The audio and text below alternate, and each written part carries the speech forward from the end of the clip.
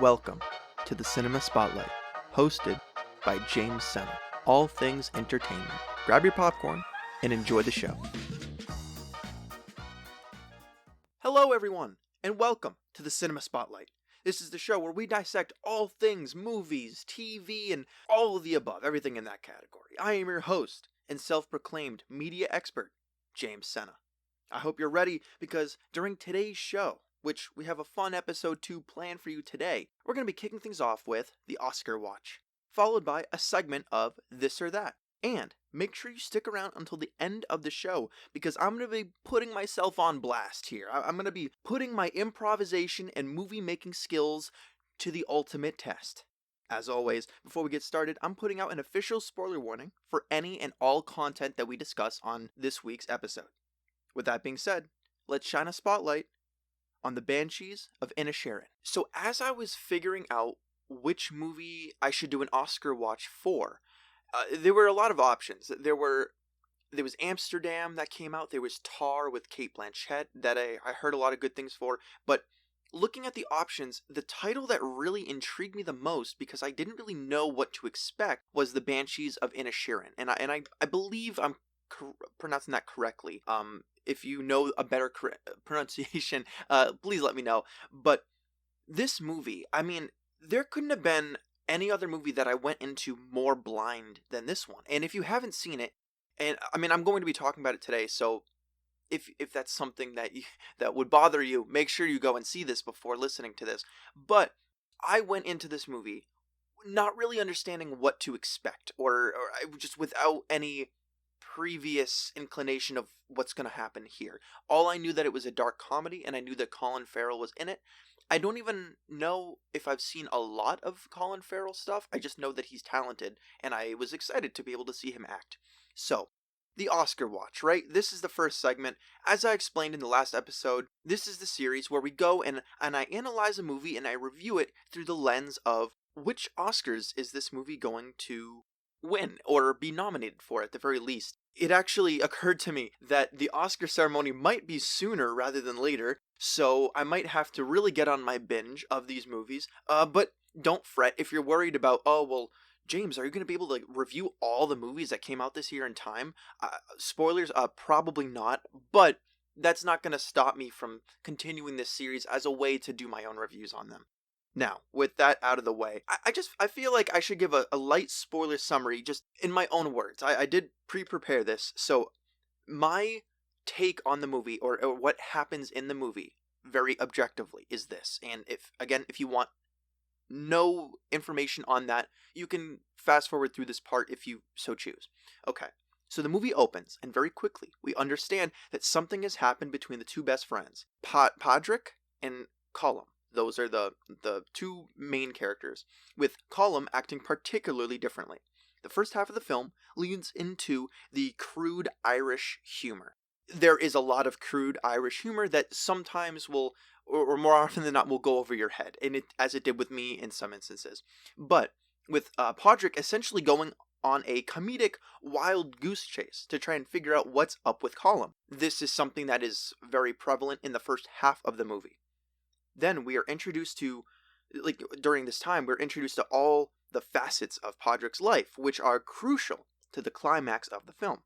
We learn that Colum is depressed, and his way of trying to remedy his quote-unquote despair is to end his friendship with Podrick, whom he labels as dull. Eventually, Colum takes drastic measures to ensure Podrick stops speaking to him, and this creates a huge tonal shift in the movie. I'm not going to say exactly what he does, but yeah, it's over the top and very, very dark, just out of nowhere. Slowly but surely, Podrick loses just about everything in his life that he holds most dear to him, bringing this film from what was definitely a comedy to a very grim and suspenseful drama. That is my little recap. I tried to take all the spoilers out that I could, but this is the general plot from, my understanding of what happens. Right off the bat, I'm just going to let you know what my rating of this movie is.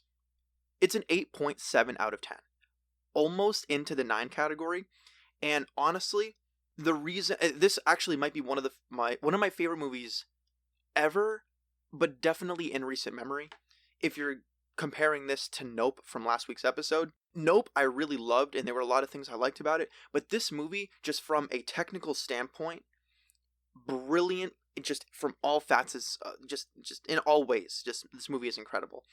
Now, it lost some points for me because the pacing and the first half of the movie, I understood what they were trying to do with it, but for me, it made the movie a little bit slow and, dare I say, boring in the beginning until you realize why it was like that, and then it gets better. But you shouldn't have to wait until more than halfway through the movie to understand why the first half of the movie was entertaining, if that makes sense. So, anyways, this movie was directed by Martin McDonagh. I think that's how you pronounce it. Colin Farrell plays Podrick. Brendan Gleeson plays Colum. Kerry Condon plays Shaban, and Barry Keoghan, I don't know how to pronounce his last name, I'm so sorry, as Dominic. So, now that we got all the preliminaries out of the way, what awards is this going to win? And let me tell you right off the bat, this is the Oscar watch.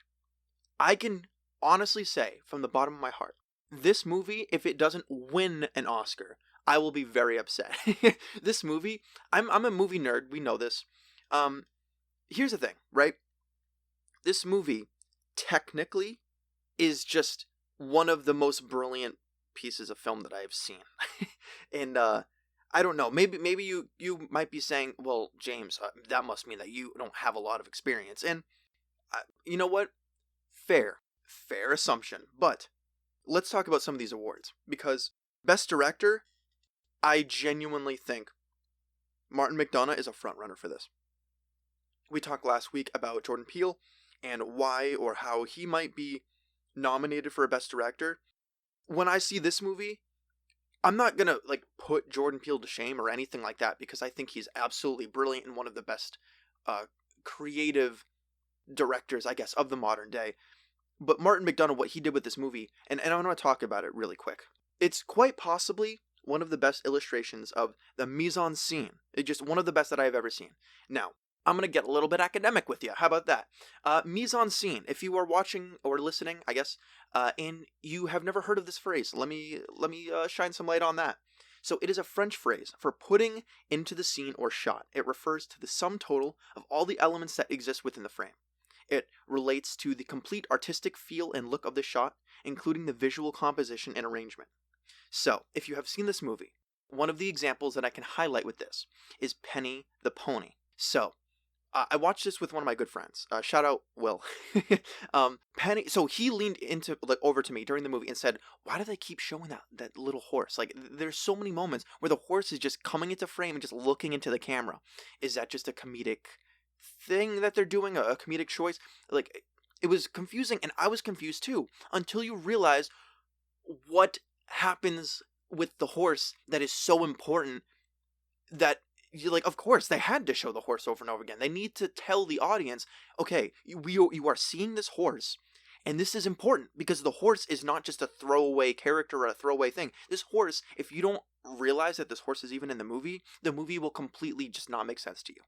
So they have to keep showing it over and over and over and over again, how innocent the horse is, how lovable the horse is, how it's always around. They do this because, and I'm going to just drop a huge spoiler here, so, there's another warning for you. When Penny the Pony dies tragically by choking on a finger, this is the final straw that sends Podrick's character through the roof, takes him from being the dull, boring character that he was into this person that feels like he's lost now everything and he doesn't give a rat's ass, just about anything anymore.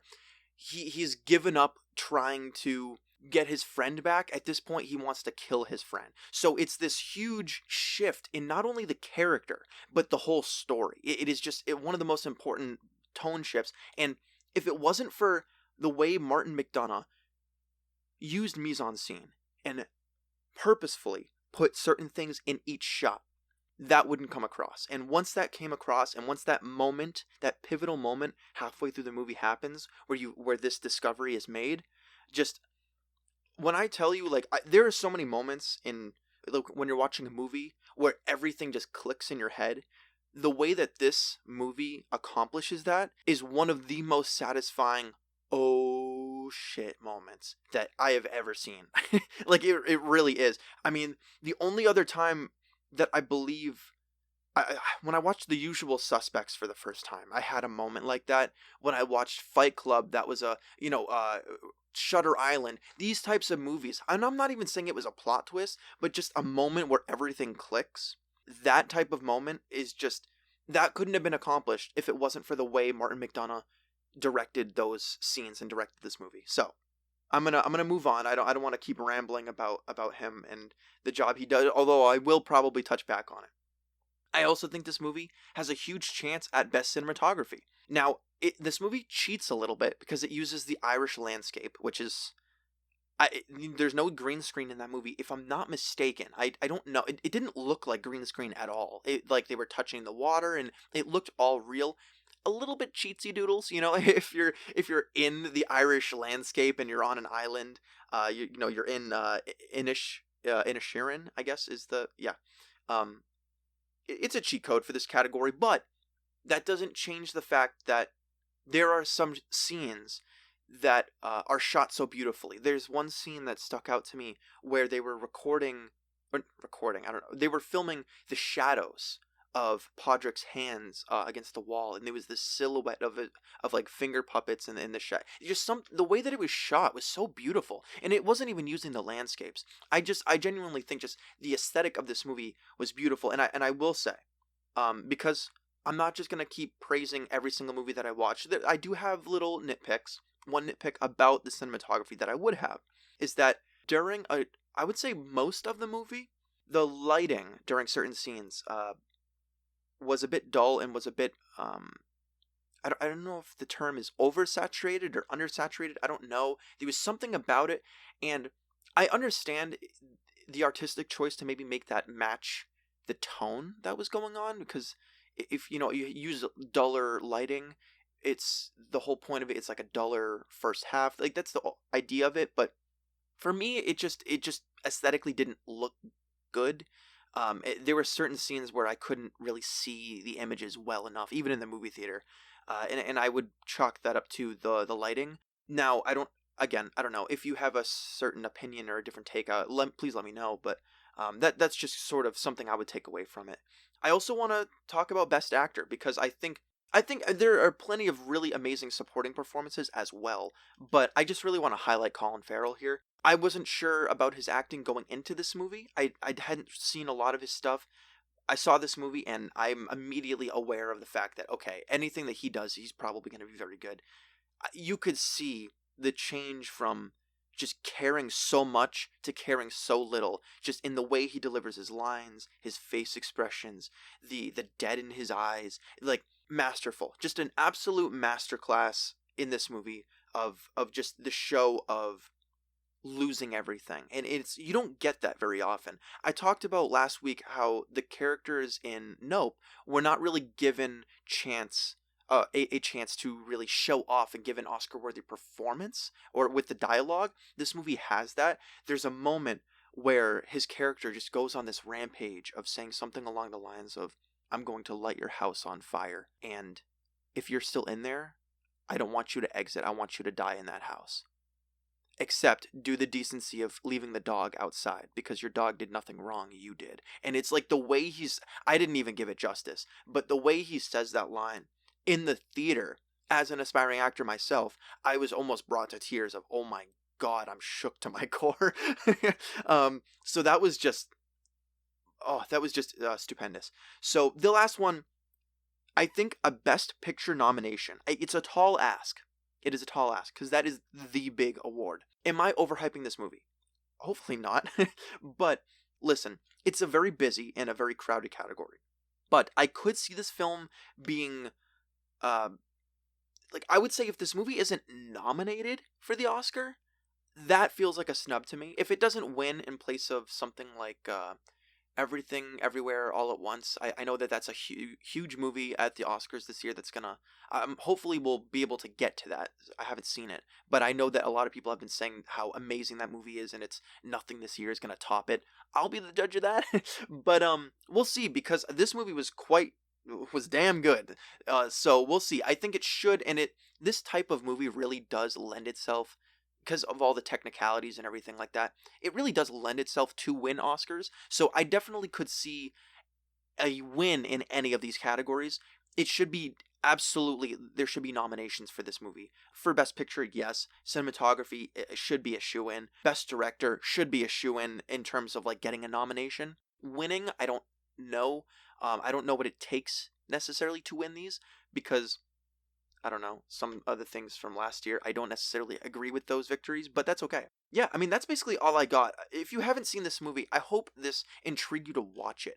And I hope I didn't spoil too much, but honestly, maybe even knowing a little more would help when you watch the movie. Possibly. I don't know. I went in completely blind, and everything clicked for me in a different way than maybe it would have had I known at all what this movie was about. I would love to go and actually see this a second time, maybe with some friends so I can get their reactions and stuff, because I think that part's a lot of fun. But anyways, now that we've talked about the Banshees of Inisherin, let's take a quick cut as we move over to our next segment. Don't go away. Are there any movies from this year that you think should be tracked on the Oscar watch? If you're listening on Spotify, head over to YouTube and let me know in the comments below, and I will cue that movie up for a future episode. Now, let's get back to the show. There are a lot of movies. It can take forever to pick the right one, and especially if you're on a couch with a bunch of friends, there's often a clash of opinions on which movie to turn on. I mean, you could go on Hulu and all of a sudden it's just an all-out war choosing between 10 different movies. But sometimes you're able to narrow that down to just 2 movies, but then it's like, do you watch this one or do you watch that one? So let me try to help with that. This segment is called This or That. So I'm going to give you the pros and cons between 2 different movies within the same movie genre. And I'm going to try to be the tiebreaker vote between all the friends on your couch currently trying to decide which movie to watch. So I'm going to be breaking down each movie as spoiler free as I can, by the way, because as opposed to a review, these I'm just trying to help you figure out which one you want to watch, not tell you about what is happening in the movie. I'm going to help you try to decide if you want to watch this movie or that one. So today, we're going to be deciding between 2 thriller/horror movies. We're just after October. We're in the November season, but hey, these movies are both completely enjoyable, not during Halloween. You can watch them at any point. And they are, both from this year actually, Fresh and Barbarian. So, here's the 5 categories that I'm going to be breaking down for you today that might help you establish, is this the kind of movie that we want to go for or not? So, let's dive in. The first category is characters. And I'm trying to decide, should I just go category by category or tell you all the categories first? Let's go category by category. So, characters. Do you like a story with really good characters? Really, protagonists that drive the plot forward, that you can root for, that you really get attached to? Okay, well, let me talk about the characters in Fresh. So, Fresh. The main character, you could call her the final girl, but I don't know if that's exactly the vibe in this movie. Daisy Edgar-Jones plays a character called Noah. We have Sebastian Stan as the antagonist, playing a character named Steve. We have an assortment of other characters or actors, actresses as well. I'm just going to quickly shout out Jonica T. Gibbs as Molly, because I would say of the other characters, she's probably the most relevant character of the supporting characters. So, okay, you have these characters, and let me just quickly shout out the Barbarian characters as well. We have Bill Skarsgård, Justin Long, Georgina Campbell. I'm just reading this in order of what's on Google, by the way. And those, honestly, I would argue that those are the 3 characters in the movie. Those are the 3 that you have to know the most. So, characters. Which movie wins this category? Well, here's the thing. Let's talk about Barbarian first, since I'm on this page. I will be using my little notes and cheat sheets for this, by the way. No judgment, hopefully from you. But, okay. Bill Skarsgård, super likable. Love what they did with his character. Well, sort of, not really, but like, so I like what they did because this movie was actually directed by the same guy who did um It, and I believe directed by Zach Krager. Yeah, so it was made by the same guy that made It, and Bill Skarsgård played Pennywise. So they really tried to subvert your expectations because you see him and you're like, oh, I don't know if I can trust him. And I would say he's definitely the most likable character in this movie, which, without spoiling, um, is just a damn travesty. Because the other characters in this movie, you have Georgina Campbell playing Tess Marshall, and then you have Justin Long playing AJ. And well, I think it's needless to say that AJ is not exactly, if you've seen this movie, is not the most likable character. In fact, he's quite dislikable, which I think is the point. Although it's just very unfortunate because I found, especially when I watched this movie with my friends, we found ourselves not liking Tess because some of the decisions she was making were very not good decisions. Just something where it's like, oh, come on, like the horror movie, like the character not really doing what they should be doing, this not the smart thing, as opposed to what I talked about when I talked about Nope. The character's actually making smart decisions, which is unfortunate because she's the main character, I would say, and while you are rooting for her, there's nothing about her character specifically that really helps her drive the plot forward better than any other character could, besides the fact that she explicitly says, I'm tough. So, anyways, let's talk about Fresh, because these characters are a bit different. Let me just talk about Sebastian Stan. You know him as the Winter Soldier. He's a very fun antagonist in this movie. You go into this movie, you know exactly what's happening with these characters. This is not a surprise, okay? But Sebastian Stan is, what his character does is so despicable. But he is so much fun. You can tell he has so much fun in this role, and I love watching that. Equally, let me just say, Daisy Edgar Jones, this is the epitome of a protagonist that you are rooting for. She's got grit. She makes really good strategic things. She's able to stay true to herself while also doing what she needs to do to survive the movie. Amazing character work from both of them.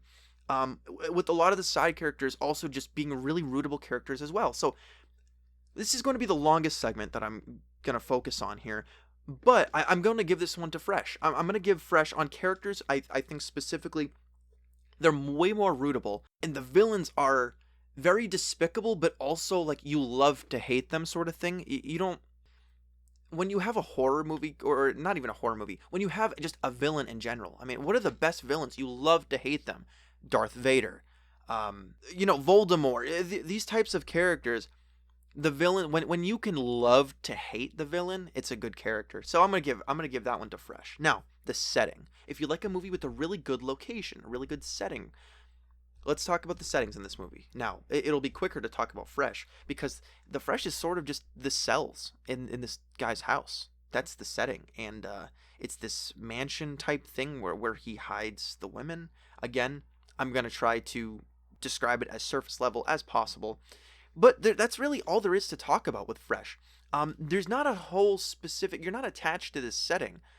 However, if we talk about Barbarian, this movie has a setting, and this movie really gets you accustomed to this house. What are the rooms in the house? What does the downstairs look like? You take a left, you know exactly what room is there. You know what this hallway looks like. You take another right, and you can see a certain amount of things there. You know exactly what the setting is, and the setting is very integral to the plot of the movie. If you love a movie where you can really get wrapped up in the location of the plot, I give this point to Barbarian. I think Barbarian does a very good job of getting you very accustomed to and used to the setting of the movie. So, we're a 1-1. It's tied up. You might as well wash it at 0. Let's talk about cinematography. So, they're very different. And this is going to be a tough one to really give a vote to. But if I had to describe Barbarian's cinematography, it almost feels like one of my friends described it as like it feels like GTA. It was a specific moment during one of the parts of the movie where it looked like he was going up to a car, opening the car door. It looked like a GTA character, like Grand Theft Auto. If you're not hip like the kids, but I would say that the cinematography is good in this movie. I don't think that either of them have bad cinematography at all. Um, I think that the over the shoulder type shot in Barbarian is very interesting and used in a way that I haven't seen a whole lot of. That being said, there's something to be said about Fresh and the use of color in this movie. There's a lot of color. If you like a very aesthetic, artsy type production, Fresh is probably your pick here. If you are more like, well, let's just give it the vote. I would say, honestly, I'm going to give my vote to Fresh. I think Fresh aesthetically looks a little bit better. That being said, Barbarian ain't bad. It uses camera angles very interestingly. The shot of specifically the mirror down that hallway.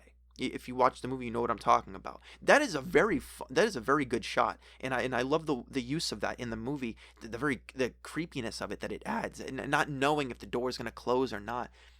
It's very good, but I'm gonna give it to Fresh based on the colors alone, and I love the close up of the like they'll show a close up of the eye, of the mouth, of the arm, of the hand, because of exactly. I mean, the cannibalism in this movie. I mean, that's not even a spoiler. You find out very quickly, and you understand what this movie is just by the damn cover art for the movie. I mean, you know what it's about. It feels very grocery store or commercial-esque if you're trying to purchase food, which I think is so artsy and so profound, and I really like that. So we're going to give that point to Fresh. We got 2-1 Fresh to Barbarian. Now we're going to talk about the plot twist. There really is no plot twist in Fresh.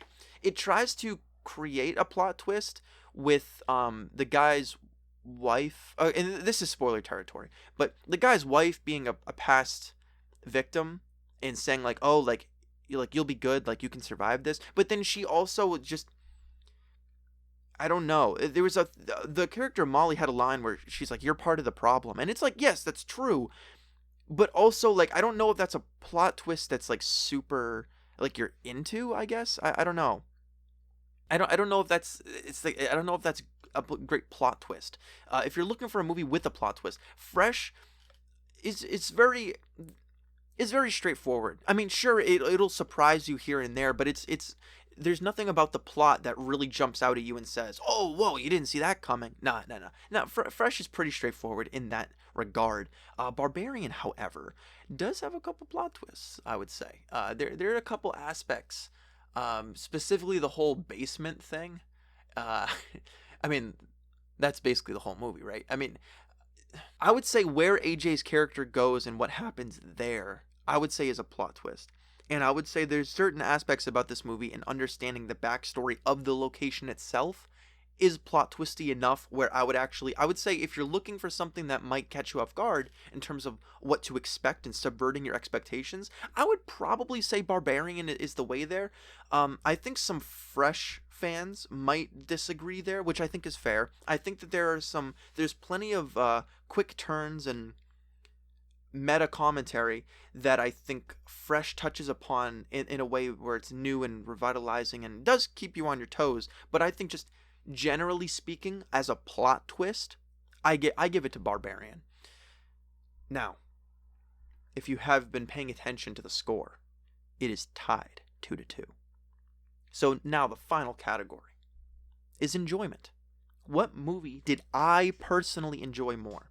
I'm not going to do this thing where I'm going to leave it up to a tie and then be, oh, well, you should comment which is your favorite. I would never do that to you. Or would I? No, I'm not going to do that. No, that'd be fucking cruel. Can I swear on this show? Let me know on the YouTube comment. Is it okay if I curse a little bit? I feel like I can be my genuine self if I do, but I don't know. We'll see. I'll try to keep it as PG as I can. Yeah. Anyways, enjoyment. Okay. Should I keep this quick or should I really go in depth? Okay. Fresh, I watched alone.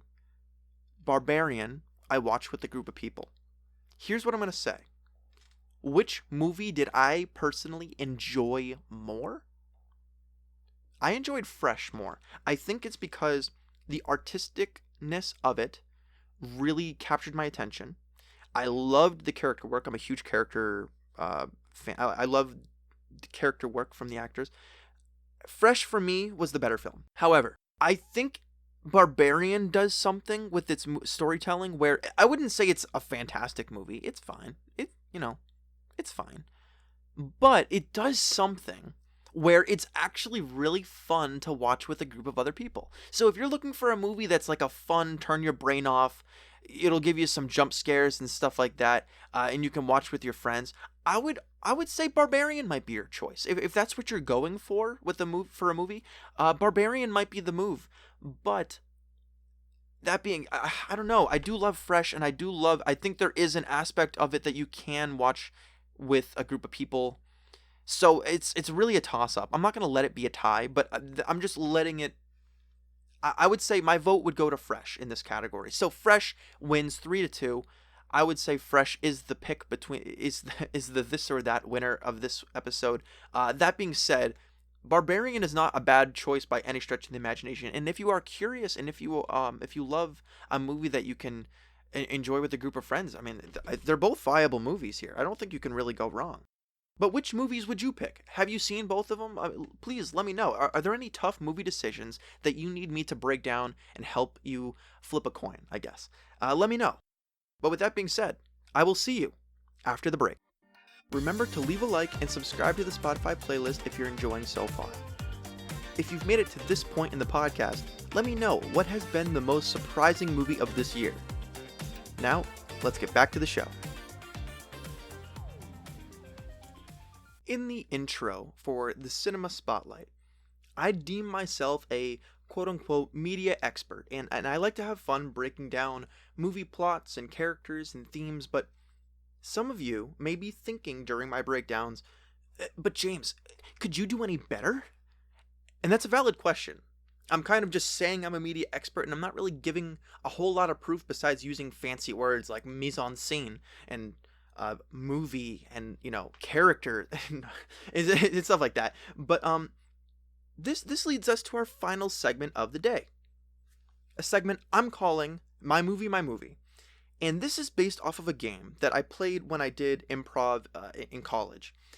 I'm going to be getting random generated location, relationship, a word that will connect to the plot, and a movie genre. And then on the spot, I'm going to be creating a movie from scratch that I feel like would be a fun concept, and then after all is said and done, I'm going to give it a title. And then you're going to tell me whether or not you would watch that movie. So hopefully that sounds fun. A lot of potential for just absolute just nonsense. I don't know what it's going to come up with. Like, I don't know what words I'm going to get generated. That could be very impossible words. Not going to be easy. Could make myself look like an absolute idiot here, but you know what? That's part of the fun. So let's go ahead. You can hear me clicking in the background. I'm going to leave that noise in. Normally I would edit that kind of stuff out, but I'm going to leave it in so that you know I'm actually generating words. I have nothing generated yet. We're going to do this live on the spot. So, let's start with, should we start with the movie genre? Let's start with the movie genre. Actually, let's not. Let's start with the location. Okay, we have a veterinary office. So let's get that. Let's just like copy and paste that over here. You're going to hear all sorts of typing, which I think is okay. I hope you don't mind. It's just a little intimacy here. You get to see. Okay, so that's the location. Relationship. We have, whoa, okay, interesting. We have gladiator and betrothed. So you already can tell, probably, there's no way I would have chosen these words ahead of time, because had I done that, I would not have chosen gladiator and betrothed. Alrighty, this is already turning into a freaking nightmare. And then a word that's going to help establish the plot, although really I probably could have got that from the other two. Milk. Okay, milk. Alright. Not gonna copy and paste that one. I could just type milk. Okay, now what genre is this? What movie genre is this? This might be too many mixed match things. Okay. It was almost documentary. I spun a wheel for the movie genre. It says independent film. I don't actually know what that means. Might have to look that up because this is all happening right here. I'm gonna try not to let silence be a thing because that would be a very interesting podcast. Independent film. Okay, let's do a little bit of research.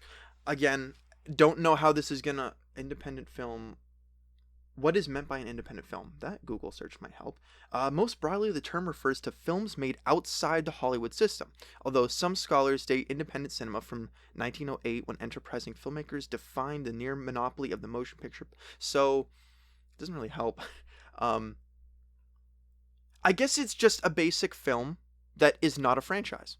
So, this is something that I'm going to assume won't have a sequel. Let's put that spin on it. So an independent film, a sequel, or this is going to be a film that will not have a franchise built off of it. It's going to be a standalone. Maybe eventually could get a sequel. It does show a couple of examples. Terrifier did get a sequel this year. Pig from Nicolas Cage did not get a sequel. X. Okay, well those are basically Get Out from our friend Jordan Peele. Hereditary is an independent film. Whiplash is an... Okay, so this is...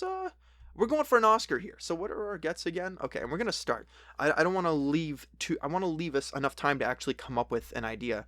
So, Veterinary Office, Gladiator Betrothed, Milk. Okay, so, right off the bat, here's what I'm thinking. Gladiator Betrothed, I'm thinking that this is some sort of potential love story. But betrothed doesn't necessarily mean a wife or a significant other. I guess it could. I mean, I'm assuming that's what it means. But I'm going to take it to mean something else. Gladiator, betrothed. We have a veterinary office here. Let's make it an animal. And milk is our get. So let's make it a cow. A calf. Okay, let's see. A baby cow. There's a gladiator who's fighting. And maybe... this gladiator's when he's done working, he comes home to a baby cow, and this is not only just his livelihood. Maybe he's a gladiator. He's fighting because he needs the money, and the only money that he's really getting outside of fighting is maybe this cow. And I think it's important to figure out that, or maybe he's not a gladiator until after he figures out that something is wrong with this cow. Maybe it's a story between this... I'm gonna assume for the character... I mean, I don't know. I guess you could have a female gladiator. There's nothing wrong with that at all.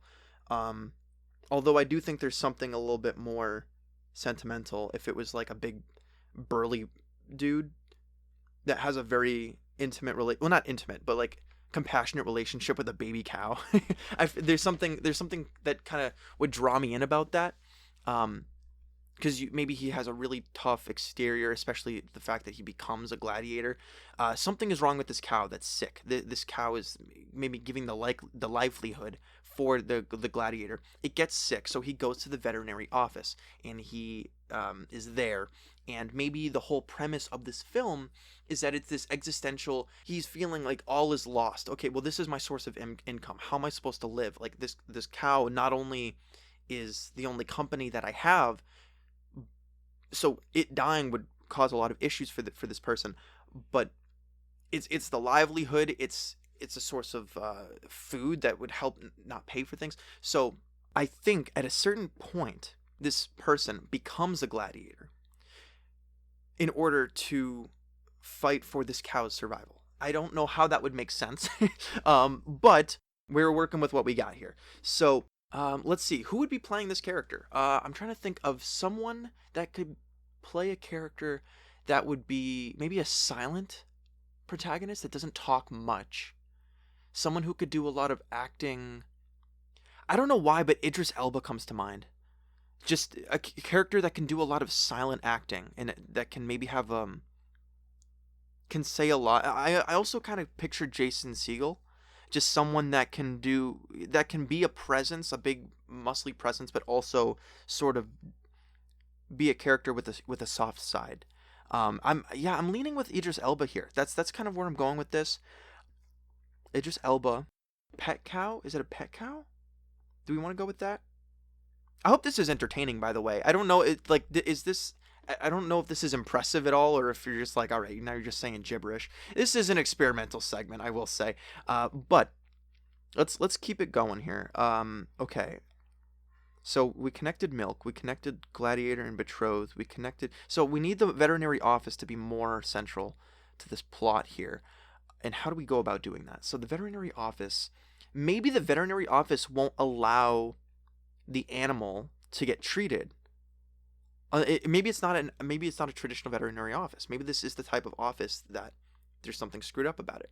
Like maybe, or okay, how about this? Maybe you bring the pet that you want over there, and it becomes a sort of battle royale type thing where you must now fight for your animal. So it's almost like a reverse of like dog fighting or something like that, where the dog would be fighting for the owner, but in this case, the owner is fighting for the animal, and if you lose, not only do you die, but your animal dies. So you are fighting for your life and your animal. But if you survive and you win this fight, this battle, your animal will get treated.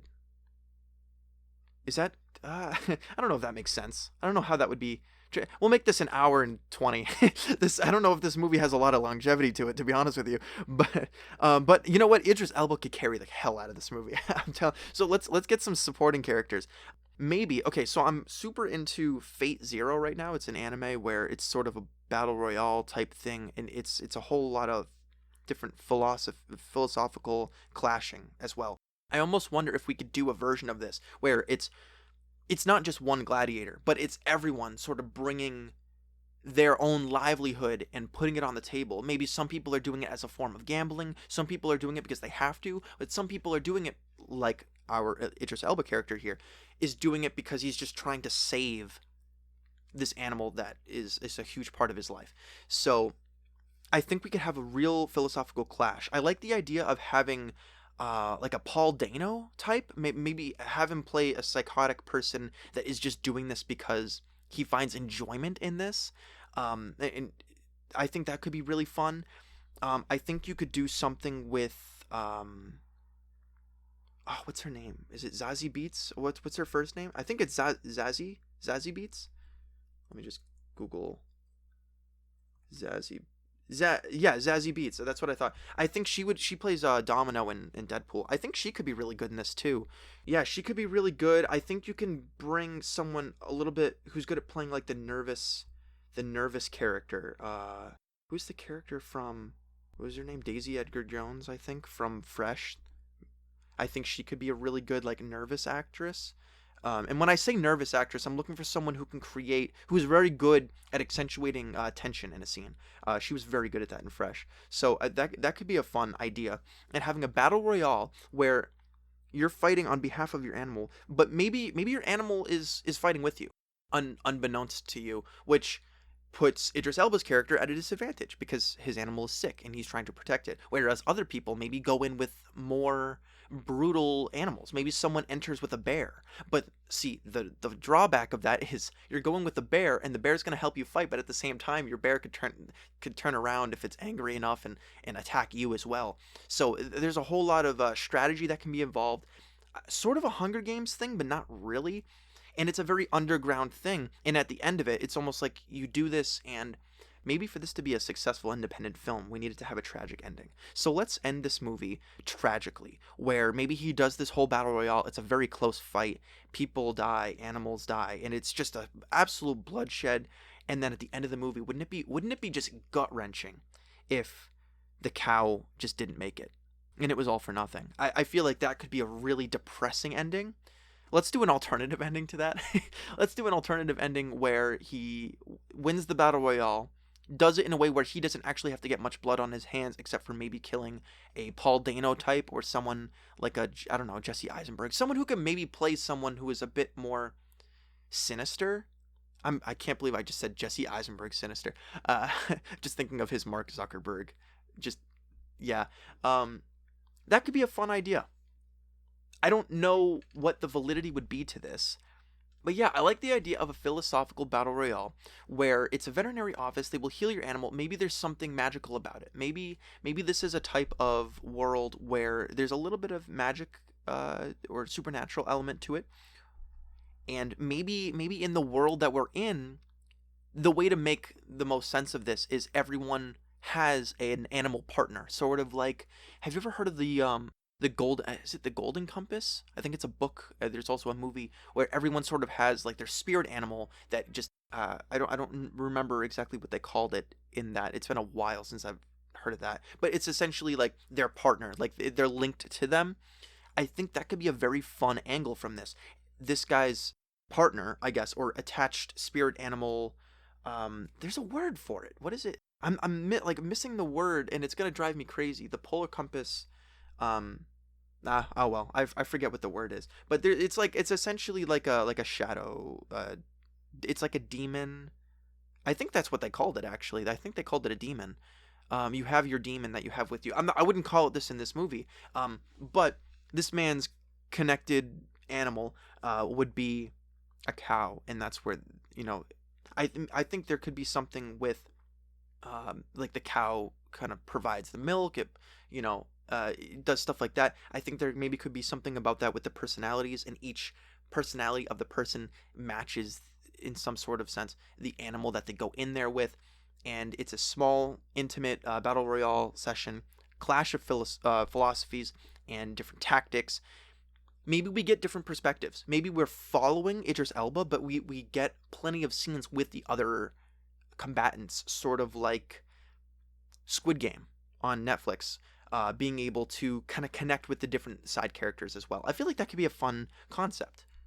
Yeah, let's. What should we call it? Let's call it. What's a good title for this movie? In a weird way, I feel like you call it The Hunger Games, but let's call it The Vet.